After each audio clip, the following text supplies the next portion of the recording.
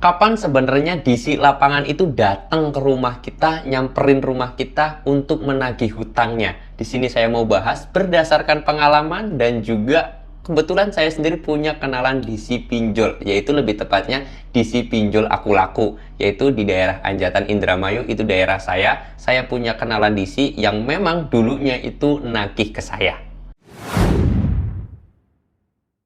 Assalamualaikum warahmatullahi wabarakatuh teman-teman semuanya. Pada kesempatan video kali ini saya ingin menjawab pertanyaan atau membahas hal tentang kapan DC lapangan itu datang ke rumah kita. Satu, berdasarkan regulasi atau SOP DC-nya. Yang kedua, berdasarkan pengalaman saya. Yang ketiga juga ini bocorannya langsung dari DC-nya. Karena jujur apa adanya aja, saya sendiri punya kenalan DC Aku Laku di daerah Anjatan Indramayu, Jawa Barat. Itu adalah daerah saya, itu adalah rumah saya.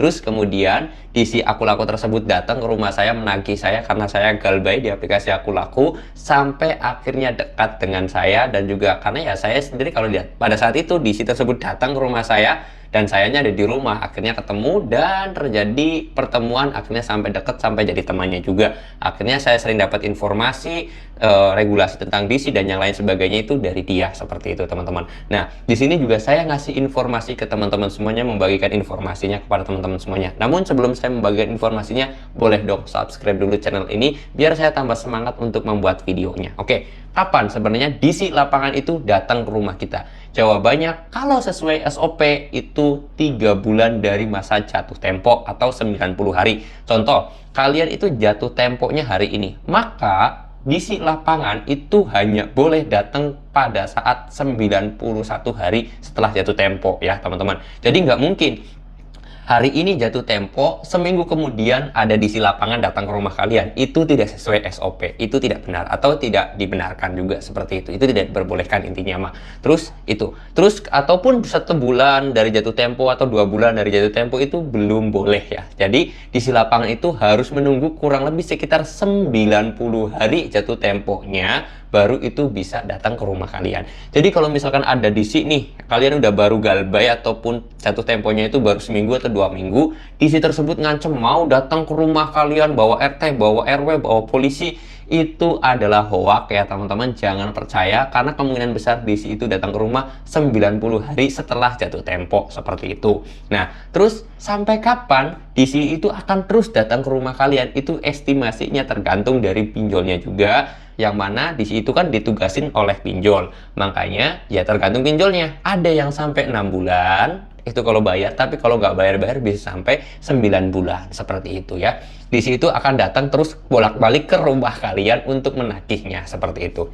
Tapi yang jelas itu tapi di lapangan memang terkadang banyak sekali DC yang datang ke rumah kalian itu belum waktunya. Misalkan kalian baru jatuh tempo atau telat bayarnya itu baru 2 bulan, tapi sudah didatangin DC, itu banyak. Kenapa kok seperti itu? Karena pinjolnya mengutus, karena pinjolnya lagi butuh duit, pengen duit kalian, seperti itu ya teman-teman. Itu banyak yang terjadi di lapangannya seperti itu. Tapi kalau sesuai SOP-nya itu tidak dibenarkan atau tidak dibolehkan juga DC itu datang ke rumah kalian. Bisa dikena kasus juga sebenarnya. Itu kata DC Aku Laku yang ada di daerah Anjatan, daerah saya, seperti itu. Nah, apakah ketika DC itu datang kita harus bayar? Jawabannya enggak juga, karena DC itu sebenarnya juga ya manusiawi, kita bisa obrolin, kita bisa negosiasikan masalah jatuh temponya, masalah bunganya, itu sebenarnya kita juga bisa komunikasikan dengan DC-nya, seperti itu. Makanya kalau saya sendiri jujur apa adanya aja, DC-nya kebetulan di daerah saya itu baik, sampai akhirnya jadi teman, sampai akhirnya saya sendiri bisa menegosiasikan jatuh tempo,